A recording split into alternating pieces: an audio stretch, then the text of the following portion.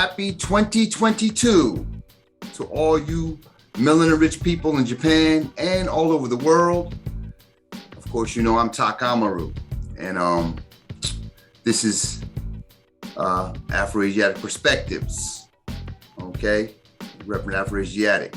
Hey, sorry we haven't been on. Sterling and I have been crazy busy, and we just can't really get this video thing off the way we really want to and get the support in terms of like staff working. But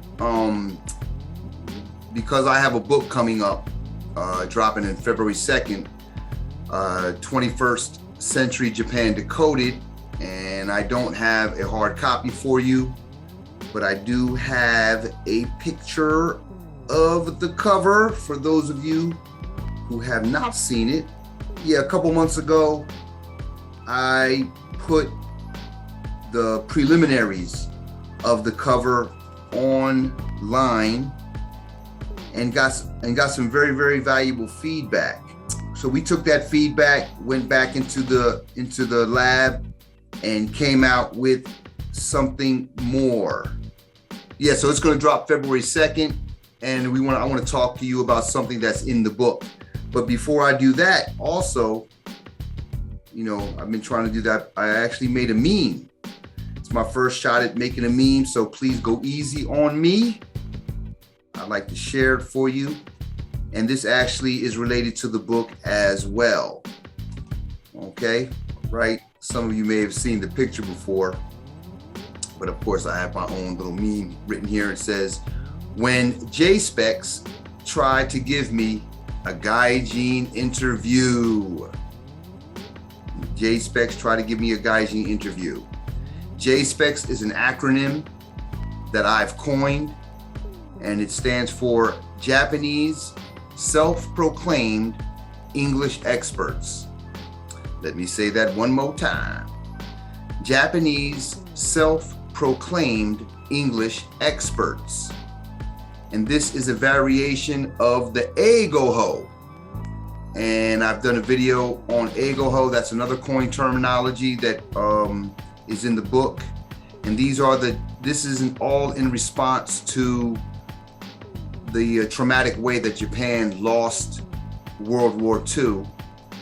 I have speculated, being a mental health specialist, that Japan has suffered a type of trauma that is special or is exacerbated, or it tends to show itself whenever Japanese meet the descendants of Americans, or in this case, it really transcends to native English speakers from like England, America, and Canada. I would say those are the three main ones.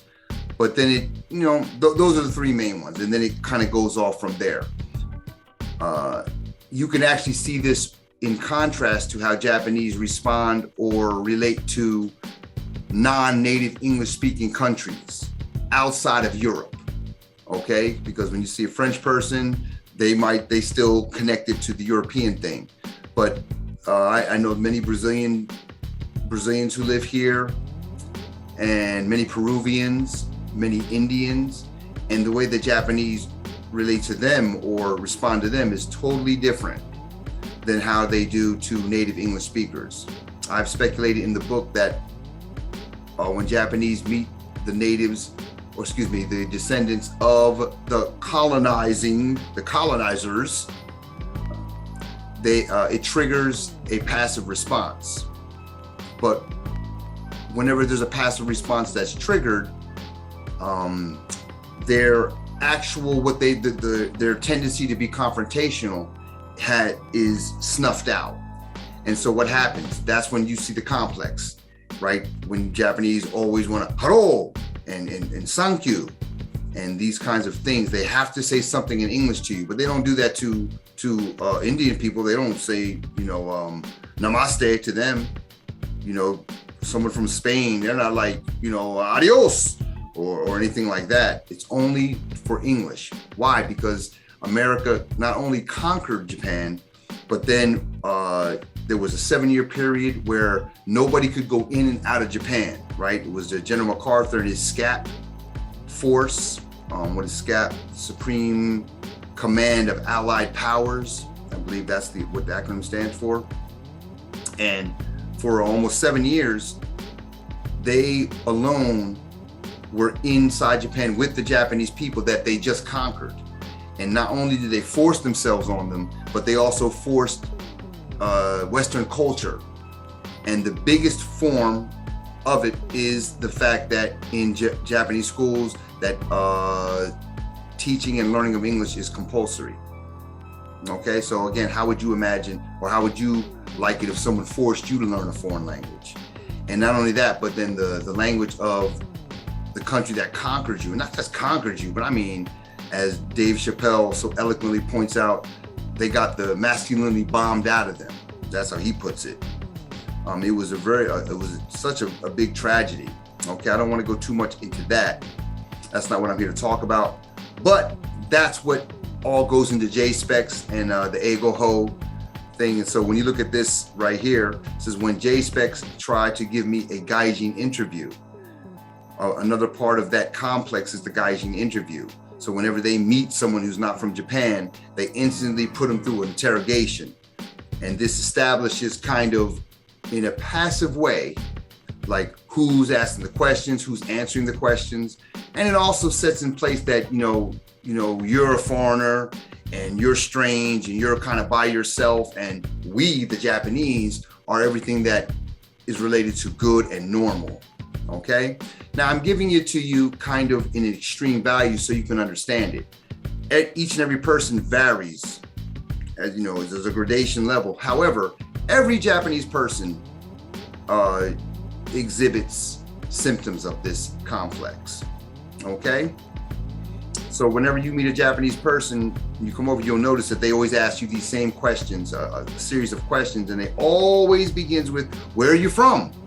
Right? Where are you from? So that is what the Gaijin interview is, and that's something else that's covered in 21st Century Japan Decoded. Oh, and the subtitle is The Only Manual on Mental Health for Blacks in Japan. So this book, there's no other books like this. There's no other book like this. There's very few books that are written specifically for Black people in terms of mental health, but especially Blacks in Japan. I think that Blacks in Japan are a special lot because of the type of Black people that typically come here. It's not to mean each and every one, but it's pretty much going across the grain. As my boy Sterling so eloquently put it, he's like, what kind of nigga want to come to Japan? Want to live in Japan? And I had never thought about that, but I don't want to go too far into it. Okay, so this is the meme. Please, if you come across your timeline, show some love. Remember, it's my first one. I like it. Okay, today we're here to talk about what you should do as a Black person if you're stopped by the police. Okay, police brutality doesn't really exist in Japan, especially when you compare it to the Western nations. I've never heard of a Black person being beat up or murdered by the police. However, thanks to a brother named DJ Alvin Darty, shout out to him. Oh, and I want to get at you, Alvin, about an event we're going to do. We're planning for Golden Week. We need a DJ, so you can't do it. Maybe you can at least clue us into some people who could help us out. Hopefully they'll be somewhere in the Kansai area. I know you specialize in the Kanto region, but I know you're a worldwide guy too. Okay, so shout out to DJ Alvin.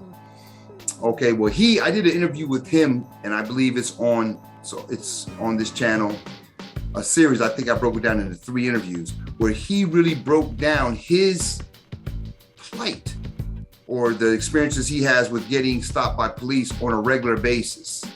And basically what he let me know was, it seems like the pretense is they come at you and ask you about your visa status, right? There's a lot of people from the African diaspora, supposedly, and not just the African diaspora, right, who overstay their visas. And so that's the pretext that the police use to stop you. However, even if you show them your ID, many times the police will then add insult to injury by requesting a body search and or searching through your bag. When they're looking for illegal paraphernalia such as marijuana or a knife or something like that, but something that's going to be illegal. Okay. Now, we have to remember, if police are stopping you based on the fact that you're black or based on the fact that you look different, whether it's the foreigner status, whether it's the black status, we don't even have to go that far. That in and of itself qualifies it for racial profiling, i.e. discrimination. Okay. So in my opinion, it should be treated as such. I know everybody doesn't go as hard as me.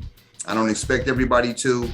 However, each and every person has an obligation to protect their psyche, protect their mental health. Okay? And as Black people know more than anybody, you can be the most law-abiding citizen in the world, but you can still become criminalized. And half of becoming criminalized is you yourself believing that you're somehow a bad or shady, or that you're perceived that way, right? You go outside, oh man, here they come, right? I know when I was a younger man in the United States in college, I've gotten shook down. They're just gonna come and just pat me down because they feel like doing it, okay? And a lot of white people don't know anything about this or have no idea that this even goes on, because it certainly doesn't happen to them. So in Japan, once again, the threat of brutal force is almost non-existent. However, being targeted that way, being criminalized in that way, plays a huge, or has a huge impact on your psyche. So what is the cost of that? So I personally don't recommend ever allowing Japanese to body search you or to search your bags, period. Never, ever.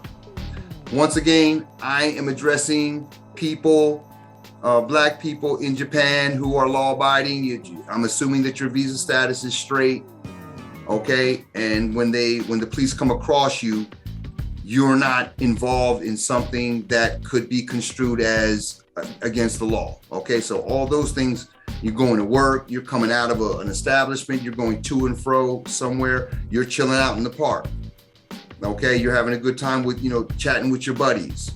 None of these things are illegal.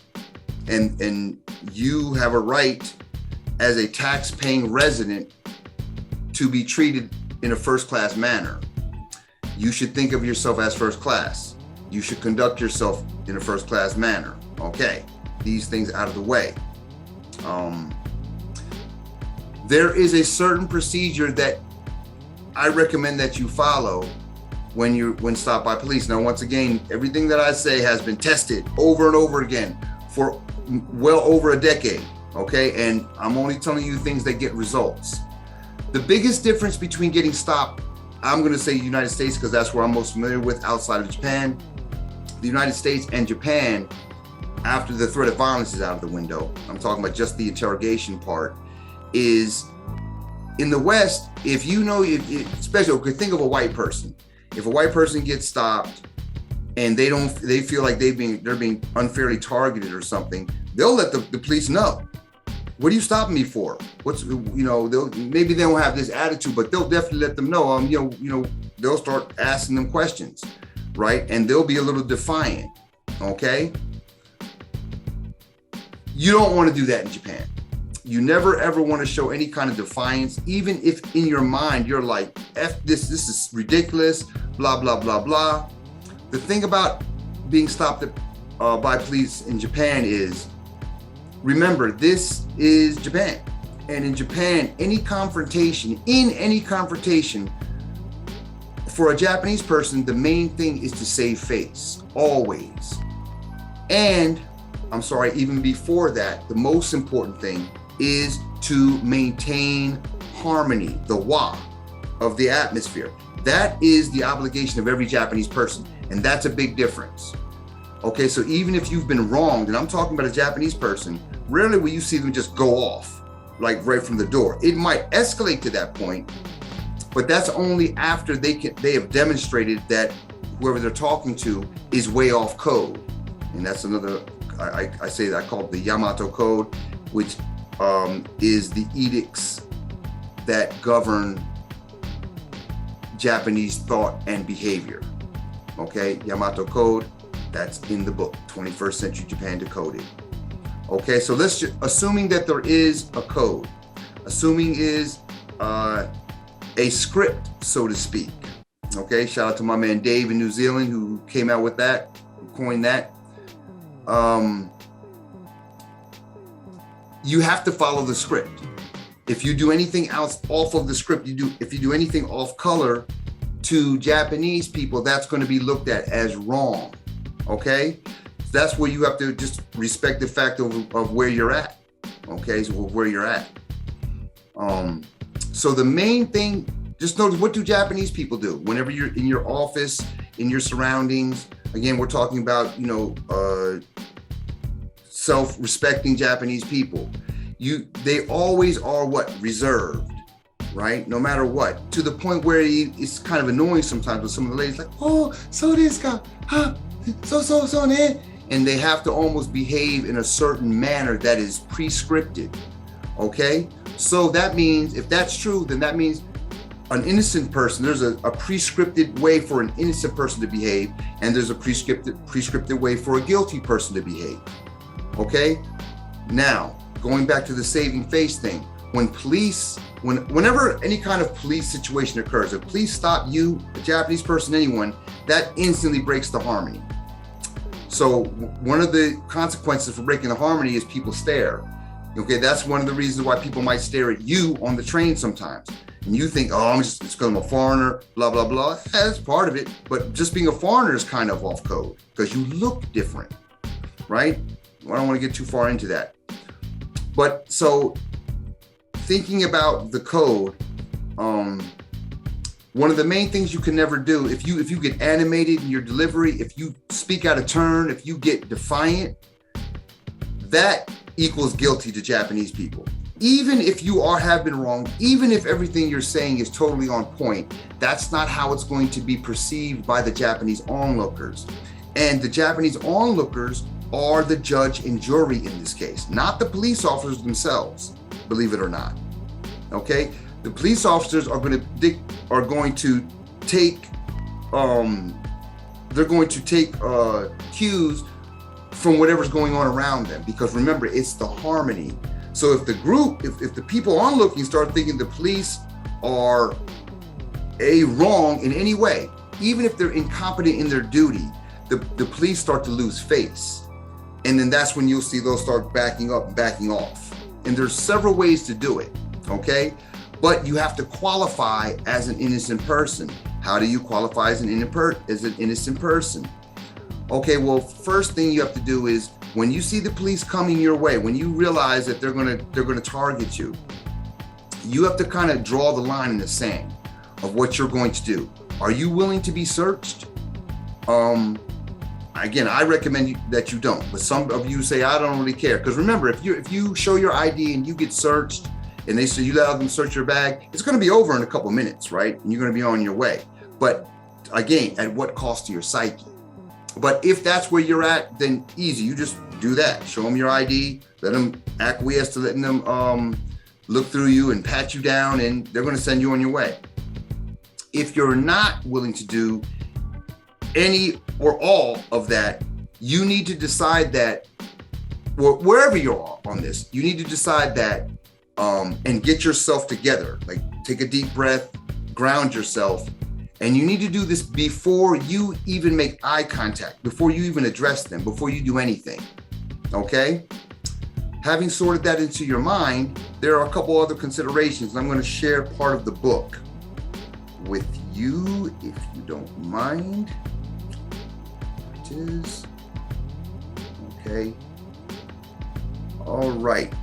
So, okay, so you can see, From the moment any interaction with police is initiated, each of your words and actions should match the speech and patterns and gestures of not only an innocent person, but rather a hardworking, tax-paying contributor to society. Okay, and this is kind of rehashing what I already said. Okay, so these are basically, not even basically, this is the 8-step process that I suggest. Okay, so and I already kind of said, number 1, decide where to draw the line. Are you willing to show your identification?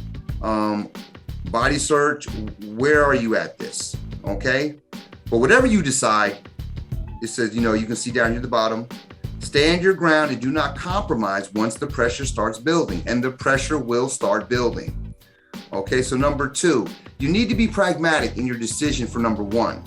And some factors to consider are the time of day and what you are currently wearing. Okay, there's a huge difference between being stopped in the morning or afternoon while in business attire and being questioned at night after a few drinks. The kako no naka, what's inside the parentheses, as I was in the incident at the bus station, I recount an incident where I was stopped, actually the last time I've been stopped by the cops, and how I resolved the issue. But one of the things I had going for me in that situation was that I was on my way to work. So I had on, I believe I had a tie on that day. I had a shirt and tie, and it was the middle of it was the morning, I believe. So, it was kind of obvious I was going to work. So the racial profiling thing was a little bit kind of obvious. I got stopped at Kyoto Station, I believe it was. Okay, the end of this is, I'm not saying you should automatically acquiesce only because you just left a bar and are wearing jeans and a t-shirt. However, you need to consider this, okay? All this needs to go into the pot and mixed around before you think about doing anything. Number 3, please remember that any confrontation with police will be evaluated by Japanese onlookers. I already mentioned this. This matters, okay? So, what is the probability during the exchange you will appear to be an innocent victim? Okay, and again, you have to do this by Japanese standards. Okay, do you reflect any characteristics which are considered taboo by Japanese, including visible tattoos, extensive body piercings, or dyed hair? Again, just because you have a few tattoos, that doesn't mean it's a wrap, and then you should therefore meekly submit, but you need to evaluate yourself. Okay, all this needs to go into consideration. Okay, number 4, everything mentioned thus far needs to be sorted in your mind before you address the police. And I'm rehashing this. Okay, from the moment that the decision to defend your human rights has been made, every word and bodily gesture must register as being on code to Japanese. More information on this is, the key is to remain calm and reserved. Any herky-jerky movement, agitation, or anger sullies your reputation, according to Japanese standards. More details are, take your hands out of your pockets and either fold them in front of you or keep them by your sides. And also, don't fold your arms. Why not folding your arms? Because when you fold your arms, it makes you look like you're the authority here, okay? That's the opposite of meekly submitting. Now, meekly submitting is not submitting to the police per se. Okay, so that's another thing. You're submitting to the code. You're submitting to the wa. You're understanding, or you're showing that you understand that you have disturbed, or not you, but you've been subjected. Now, again, if the policemen are wrong in this, then they are disturbing the wa, but they're using you as an accomplice. So what you're really doing is you're really replying to the atmosphere, almost kind of like when you come to a school and you bow to the school, or you bow to symbols, and people think, well, why are you bowing to the school? It's not you're bowing to the school. It's that you're bowing to the code that governs everything. You're showing that, yes, I'm on code with what's going on here, and I respect it. Okay? So you submitting, or meekly submitting, or having the appearance of meekly submitting, that doesn't mean you yourself are just, trauma, you're just broken and you're just going, okay, that's not what it is. You're submitting to the code of ethics that govern Japan. I call it the Yamato Code. All right. So herky-jerky movements, agitation, anger, all of that registers as how police see guilty people. All right. Folding your arms makes it seem like you're talking down to them. And again, this is to the authority that the police hold. You need to show the onlookers and the police, but notice I have them in the right order, that you submit to the authority of the police. Okay, that doesn't mean having your human rights violated or your civil rights violated. Okay, so therefore, with all of this in mind, I say, picking back up, no matter how the police start the conversation, I recommend actually bowing to them and greeting them in Japanese, even if it's sloppily pronounced. And actually sloppily pronounced Japanese actually might help you, and I think I talk about that in a second here. Okay, so bow deeply. This is my recommendation. Of course, you don't have to do this. I do this.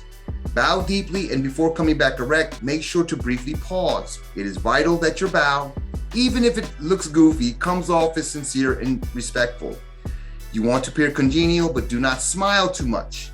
Demonstrating this level of tatemae illustrates to anyone who's paying attention that you respect the authority of police officers. It shows you are abiding by the code. Number 5, once the conversation begins, I recommend only speaking English. Okay, now, a lot of you are very fluent in Japanese and you think this is your moment to show, not even necessarily show off, but to facilitate the conversation or facilitate the communication process. Yes, that's true. But remember, no matter how good you are at Japanese, you're not as good as they are, right? So you're giving them the upper hand in more than one way. If also, by speaking English, you're kind of, yep, I'm not Japanese. And if you're being polite, that kind of makes them treat you like a visitor and you get let off of things. If you're too Japanese, they'll expect you to understand more. And I'm telling you, just by the foreigner thing, a lot of times I've been let off. You know, oh, there's no possible way I could have read that sign. And I don't even say it, they'll say it. Oh, you didn't understand this. Oh, yep, I clearly didn't understand that. Okay, again, you make your own decision, do what you want to do. My recommendation is to speak English, okay? And even if the Japanese person, if one of them is speaking English, I still recommend that you kind of make it seem like you don't quite understand them, even if they're speaking fluent English, even if their English is better than yours, okay? I would say that you kind of make it seem like you don't understand. Why? Why do that? Because usually the subordinate is the one who, they're in pairs. Usually it's the younger one who is the subordinate, who is the speaker. And it's the person in the background who makes the decisions, okay? The senpai. If it seems like the subordinate is having difficulty communicating for whatever reason, the subordinate's English ability is going to be looked at as suspect. That's just one of many reasons how they can lose face. I guess what you could say in this situation, you're trying to make them lose face. Or conversely, you're trying to save face, because both can't happen at the same time. Okay, somebody's going to lose face in a confrontation. Okay, I'm going to skip some of this and move on to number 6.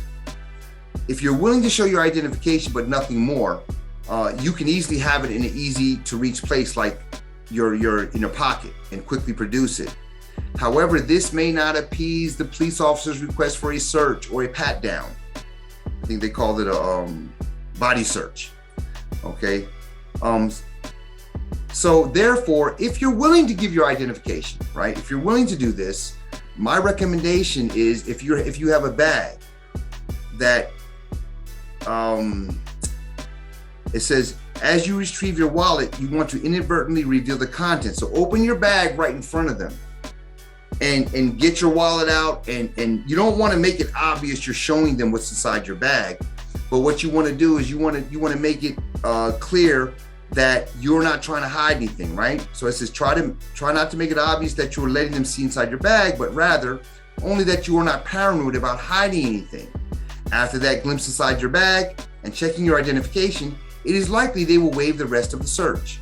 So again, this is kind of going along with them and reducing their suspicion of you. Okay? I'm not saying that you have an obligation to do that. Again, this is for the people who are like, hey, I'm just going to let them, I'm going to show my ID. I just want to, get out of the, make this as quick as possible. All right. Okay. Number 7, if they insist on performing a search, and this is where it kind of gets a little bit seedy. Okay. If they insist on performing a search and you're against it, this is important. Don't do this. Don't shake your head no, and don't even say the word no. Whatever they say, you're agreeing with them, right? You ever notice how Japanese, there's a misunderstanding sometimes because you're talking, they say hi, and you think they said yes, right? I've heard a couple of people say this to me before, but actually what they're saying is they're just acknowledging that they heard what you said, right? Hi, I understand what you're saying. Remember, disagreements kind of disturb the wa. Okay, so that's why that's not really done. So that's what you're kind of doing, right? They're saying, oh, we'd like to search you. We'd like to perform a body search. Hi, I understand that you want to perform a body search. Okay, and then I recommend say something like this. Sumimasen, but searching me is a violation of my human rights. And bow again. You can bow and apologize any number of times. The priority is to appear reserved. The priority is to appear reserved but steadfast in your belief. Therefore, the more times you bow, the better. Why? And I've already stated, the reason this is important because to onlookers, bowing makes you appear humble, which is in direct contrast to how Japanese view those who break the law. This is in the mind control program, folks. I'm telling you. So if you're like, hi, you're almost apologizing. You ever see Japanese do that? You're refusing them and you're almost apologizing, but you're apologizing because you're saying, actually you're breaking the code. You're breaking the code. I can't break the code. So you're not like, no, you ain't gonna search me. You better get up out of my face. You want to do the opposite of that, but you get the same results. So I'm really sorry. Yeah, I understand that you want to search me and you have a job to do. However, that's going against the rules. You don't say the rules in this way. That's violating my human rights, and therefore I'm afraid I can't do that. Sumimasen, bow again. To onlookers, they're going to be like, wow, what's going on here? And then the ball gets hit back into their court. Okay. All right. Once you've drawn the line and you've said what you had to say, don't keep adding on. Don't say anything. And I say earlier in this, I kind of went right through.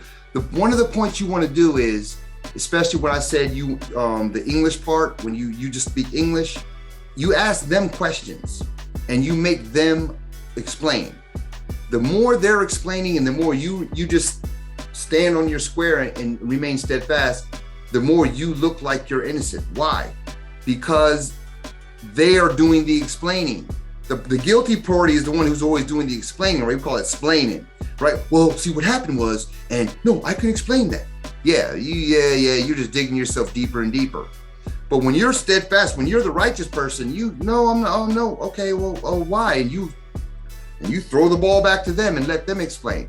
To onlookers, if they're doing too much of the talking, it's going to start looking funny. Why? Because the person talking is what? The person everybody's looking at. So the police are going to see the people looking at them. Being stared at in the populace means you're off code. That is playing in the background of their psyche at all times. Play on that. This is part of the script, giving it to you for free here. Okay? So number 8, again, you've said what you had to say. They've made their claim. You guys are at a crossroads here. Hey, we don't agree here. I've made it known. I've made it known why I'm not going to do it. And just stand there. Don't look agitated. Don't look nervous. Don't get fidgety. Don't start getting on your phone. Just stand there. Pick out a building, something, or a cloud, and stare at it. You know, watch the cloud dissipate and expect to be standing there maybe in over a couple minutes. Okay? Now, when you do that, when I've done it more than a couple times, that's when the Japanese get thrown off, because now you're acting Japanese, what you're doing. And that's when they know the ball's in their court, so they have to do something. Okay? Again, so when they do ask something, in your reply, be sure to incorporate either an apology, about, or both. Okay? It is important to note that I've never been arrested in Japan, but whenever I stood my ground in this manner, I had already decided beforehand that I was willing to go to the station, and you should be too. After a few minutes of this stalemate, the officers normally become uneasy. At this point, you can either continue to stand quietly or offer them an ultimatum. If you offer them an ultimatum, I would still wait for them to come and speak to you. When the ball's in their court, the longer it's in their court, the more the pressure is building on them. Okay, that's why I said, you got to go into an open-eyed meditation and understand that you are the one who's being inconvenienced. You are the one who's being targeted. Okay? Now, earlier I talked about a time when the time I mentioned that was in the parentheses when I was at Kyoto Station. What I did was I called my Kyoto sensei. I was working for a high school, and it was a very prestigious high school in Kyoto. And I said, okay, well, the bus was starting to board passengers. It looked like I was going to be left. So I was like, I pulled out my phone and I was like, yeah, so they thought I was pulling out my ID. Now, this is something that's different from the West. You reach in your pocket in the West and you might be dead meat, right? Again, this is one of the benefits of not living in one of those violent countries, physically violent, I should say. Okay, so then I reached in my pocket, pulled out my phone, and told them, yeah, I'm going to call my Kyoto sensei so you can explain to them, not me, you can explain to them why I'm going to miss my meeting this morning, why I'm going to be late. Once I said that, because of everything that I had done, it stopped. They were okay. You're free to go. You don't need to call him. Don't put me on the phone with them. The point is, or you can even ask them for a note. You know, can you please give me a note and to explain why I was late. Please make sure that you put your name on the note and where you can be reached. That's going to throw them off, especially if you're saying it in a very calm voice. Okay. And I said right here that if a supervisor bears a title at a school or company, she is in effect the police officer's boss too in this case. So with this in mind, inform the officers how they are making you late for work, and therefore you require a note. Okay, that's what I kind of just said. All right. If you decide to put them on the phone, if you want to use that one, maybe you don't have someone, this is something that works too. And I say a variation of this method is to call any reputable. The key is reputable. You can't call some your girlfriend's not going to work.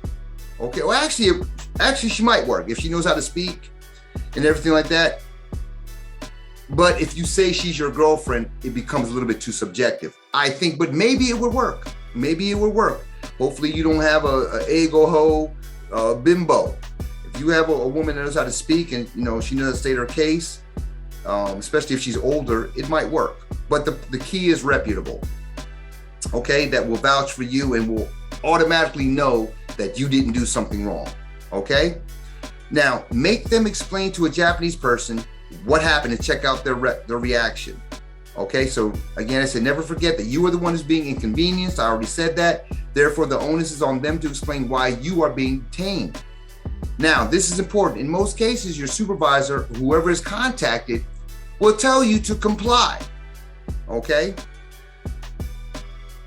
and they'll tell you to comply. But as I say here, however, unless some new information has been imparted that requires you to reconsider your position, I suggest sticking to your guns, especially in regards to a body search.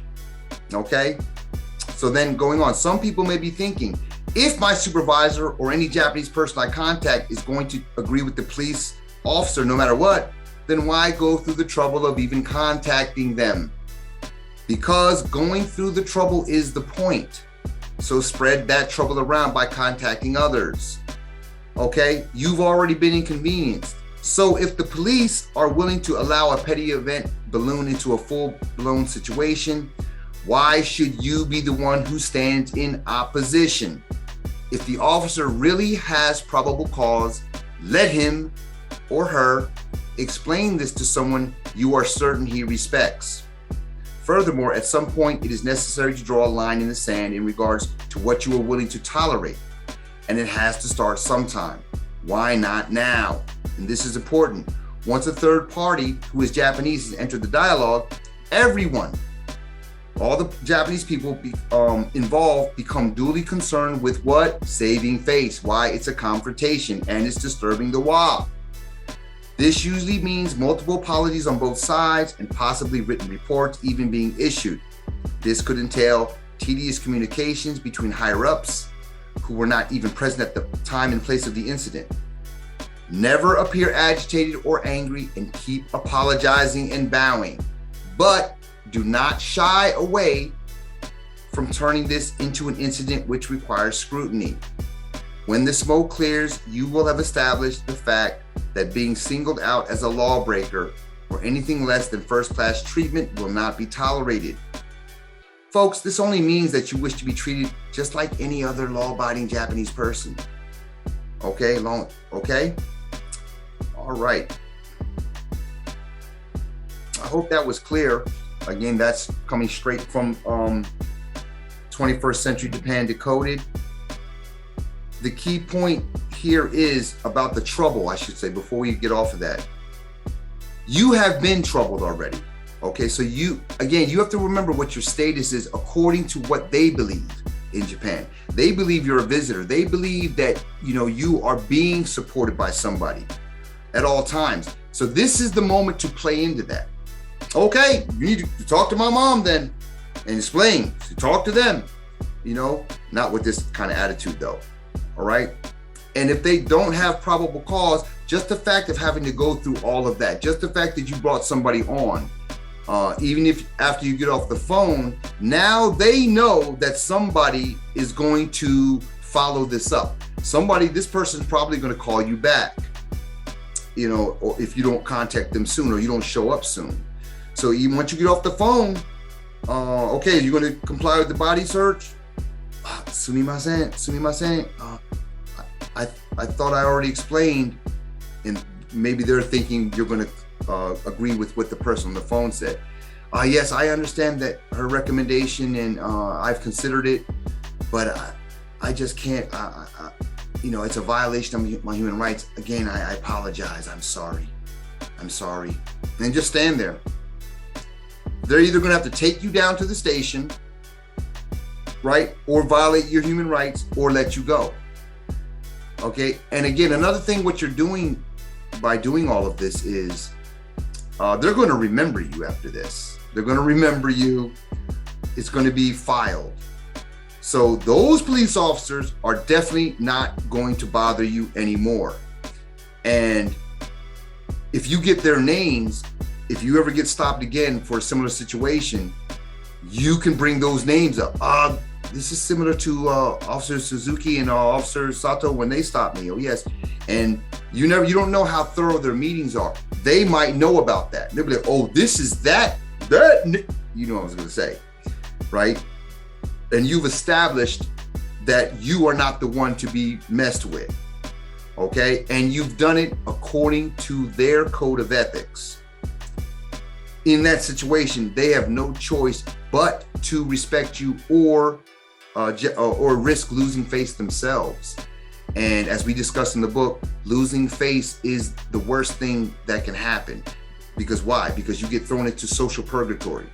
And actually, that's the worst thing that can happen to Japanese people. And how do we know? Because those people that are in social purgatory are the people who become suicide victims or hikikomori. More terms and phrases that are discussed in the book. Okay, I'm going to stop here. This is Takamaru representing Afro-Asiatic, giving you an excerpt from 21st Century Japan Decoded. Today we went over what you need to do and what you should not do if you are stopped by police, if you are being racially profiled by police officers in Japan. In Japan, a lot of this might not transfer to other countries, okay? Okay, I think that's it. 21st Century Japan Decoded, dropping February 2nd, if it's on schedule. Having a little bit of difficulty with the cover right now, but I think I'm believing in the formatting and believing all of that's going to be resolved. There's going to be a lot of an ad campaign going out. Please show love. Please show your support. It's a black person, a black Japanese person. I'm talking about both sides of my culture here. I'm not guessing. And this is going into several decades of research. I'm talking about Japanese people who have taught me. I'm talking to other experts, Western experts, scholars. I'm quoting them. So it's an empirical research paper as well. Please support, okay? Love everybody. Any questions or comments, of course, I'm willing and very, very pleased to answer them. Please get at me, Takuan Amaru, Takuan Amaru, AMARU @gmail, or you can hit me up on Facebook. I'm doing Instagram and Twitter nowadays too, but I'm just starting on those platforms. All right, you know what I'm saying? So stay black, stay strong, you know what I mean? Keep the wa, and I'm out. Peace.